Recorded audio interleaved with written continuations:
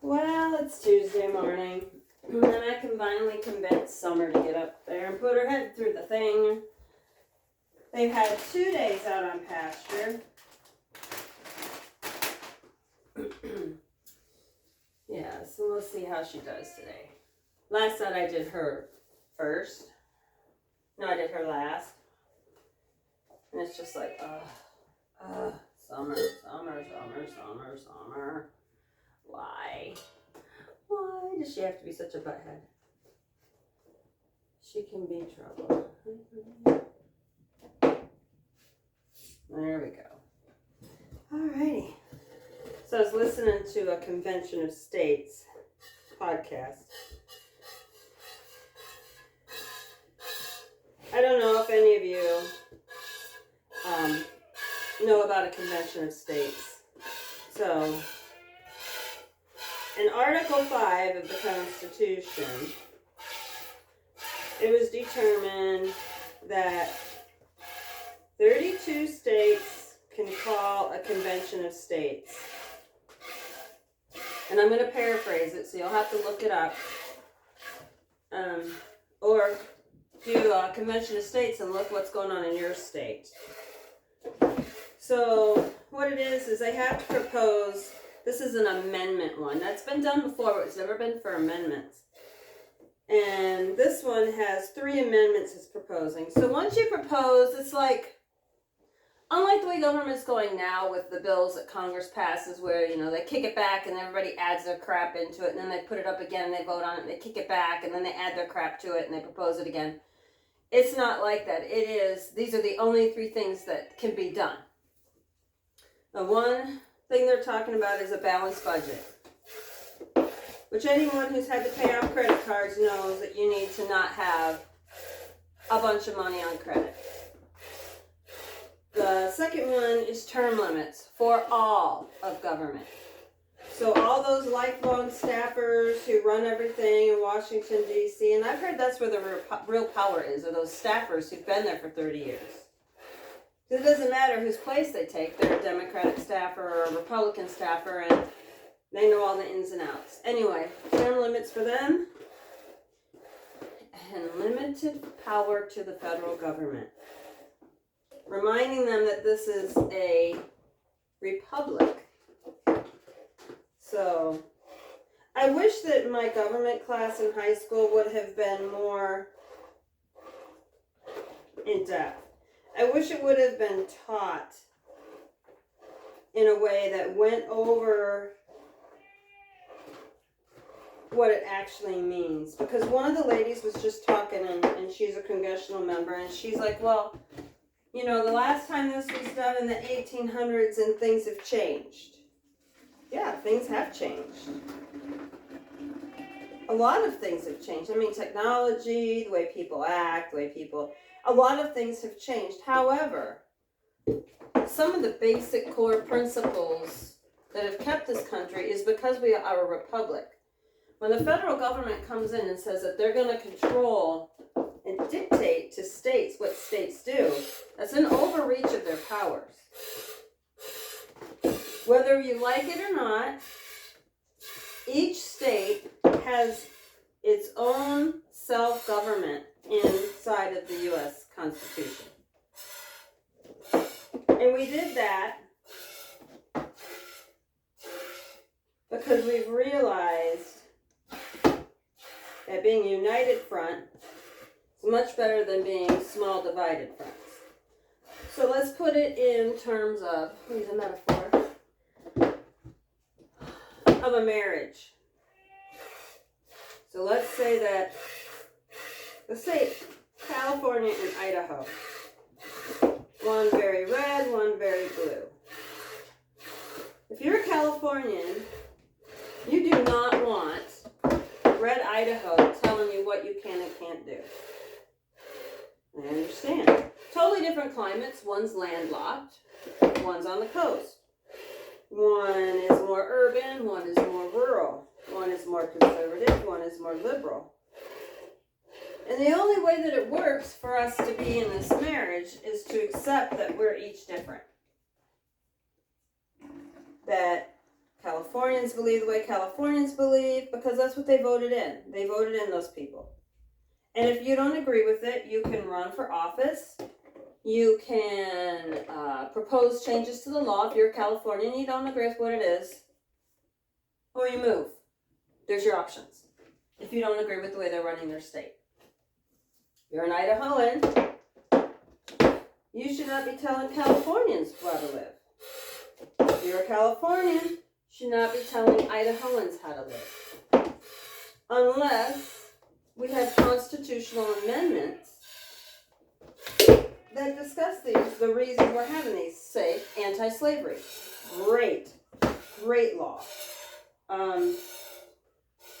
And for those of you who are listening to me, yes, I did come over on the Mayflower, half of me. The other half of me just got here from Finland in the 1800s.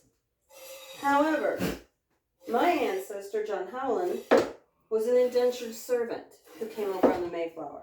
He did not get a choice. It wasn't because he was rich and he was fleeing. His owner bought him by paying off his bills or his family's bills, because that back then, if your parents died, you inherited their debts. And they had debtor's jail, which I've seen some of the pictures of the debtor's jail, and it literally was like a bunk bed. And you were held there until somebody paid off your bills. They were dark, they were dirty, they were drafty, and they pretty much didn't care if you died in these jails, because you were a debtor. You were a horrible person who couldn't pay their bills, and you were a burden to society, and that's what they did to you. Anyway, so my ancestor was in one of these debtors' jails, and a rich man came in and paid his bills, and then you're an indentured servant. Once your bills are paid, you belong to that person. Kind of like during the Great Depression when we took children whose parents dropped them off at orphanages and put them on trains and then shipped them across to the West Coast, where the train would pull into a station, and the farmers or people who lived there who needed help, or, maybe they didn't have kids. Maybe they were horrible people who wanted to do horrible things with children. We don't know. They didn't do background check, but they were allowed to take kids off this train. I don't know how many they could take. I don't know all the rules to it, but I do know that is what they did with the orphans. Well, somebody has to feed them. So the best place to do it was to send them out to rural America where they could earn their keep. I mean, it'd be nice if I had kids who were out here milking for me in the morning or at night. Just one milking a day would make a huge difference with me. I could go to milking once a day, but then my amount goes in. Anyway, long distraction off COS. However, with the Convention of States, with our limited power, so one part of the country isn't telling the other part how to run, because that's not how this is supposed to run. Term limits, which I think are important. Because as she said, things are changing all the time. We need to have term limits. And then getting the federal government out of our business. I love that. I mean, I know people who pay 48% of their income into taxes between state and federal. Okay, your federal government is only supposed to do a couple of things.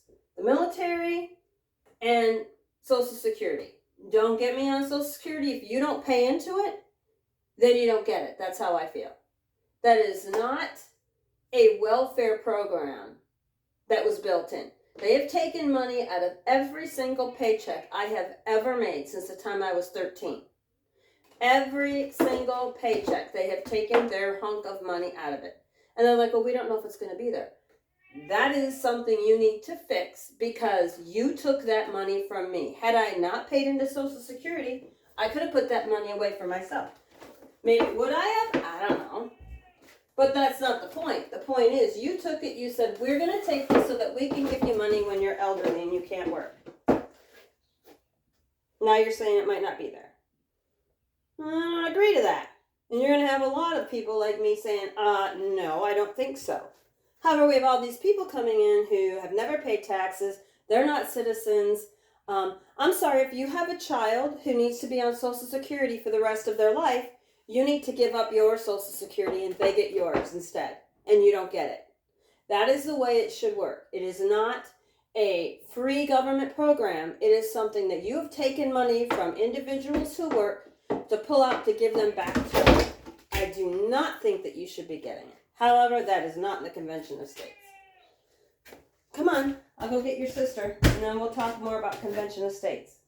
Anyway, I think I'm going to put a link to this. It's a Senate for Ohio, so they go through all the questions. It's very informative. No. This is where you're heading. This is where you go. In you go. You still have hay from yesterday. Need more hay.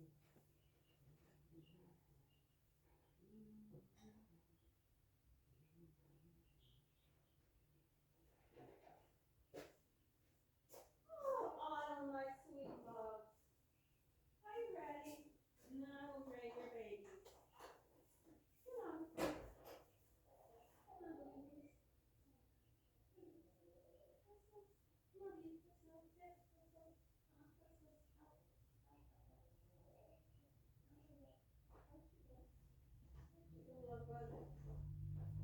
I will not forget your ocean. No, we're not going outside today. You went out 2 days in a row. The boys did it. Stop. Oh, Lord. Oh, my. You hear them screaming? You hear them screaming, Autumn? I don't know why they're so scared to come in. I took the chicken cage out so it wouldn't stink so bad in here. Let's go. Come on. Up. Up you go, sweetheart. Oh. That milk-filled butt back up there. So the Convention of States is very interesting. And I've been wanting to participate. But with my first year teaching, I decided that I should just teach and not. Which I'm glad I did. I'm really wishing I hadn't signed up to teach summer school. It's just been a lot. And it's going to be a lot. And I keep telling myself it's just half a day, 4 days a week. It's less than 20 hours. But like this week, it's been so dang hot. And don't laugh at me if you're from the South. Don't laugh. Because I don't like this hot stuff. No. I'm not into the hot weather. I mean, it's May and it's been almost 90 up here. That is not weather that we do for up here in the frozen tundra. Anyway. So I did go and meet Deb, the chairman in our area, and talk to her for a while.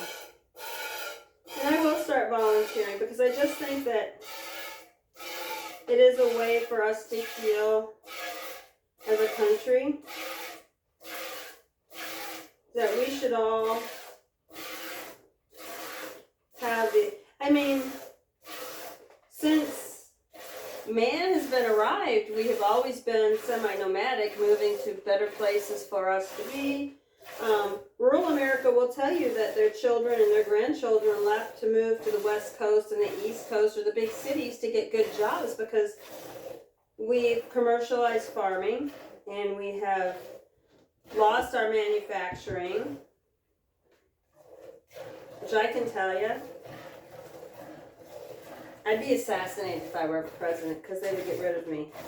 I think any company that's traded on the stock market, so any public company, that their CEO can only get 100 times what their lowest employee makes. So if you're the CEO of a company, you have an employee who gets paid $1 a year, you can only get $100 a year. And that if you subcontract out, because this is what they would do, they would subcontract out to a cleaning company or somebody else and underpay them so that they could get, more. Or they'd have their cronies run it, and their cronies would pay somebody $1, but tell the company they're paying $100 an hour so that the CEO can get $1,000 an hour. That's just how this game works. But if you did that, then any company you subcontract in, you can only make 100 times their lowest employee. Because that would spread out the wealth a little bit better. It's not socialism. It's not an end to capitalism.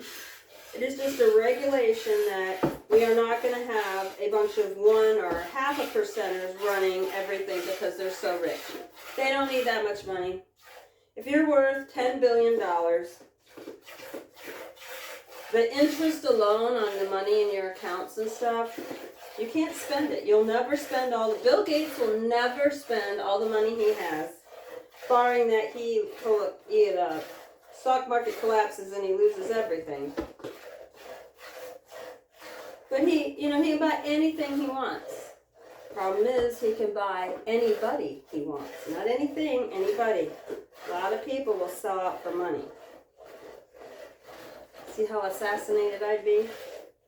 They would assassinate me before I was even voted in. They'd be like, oh, she's too radical. She could take our money and our power. And I think the same thing should go for any manufacturing job. And that's what would happen. So Toyota, well, let's pick a different company. Let's pick, let's pick one of the Kardashians' makeup companies. Now, let's say that she sells her lipstick, and I've seen, for like $80, let's say $100 a tube. It's probably more than that. She sells her lipstick for $100 a tube. And yet she only pays somebody $2 to make it.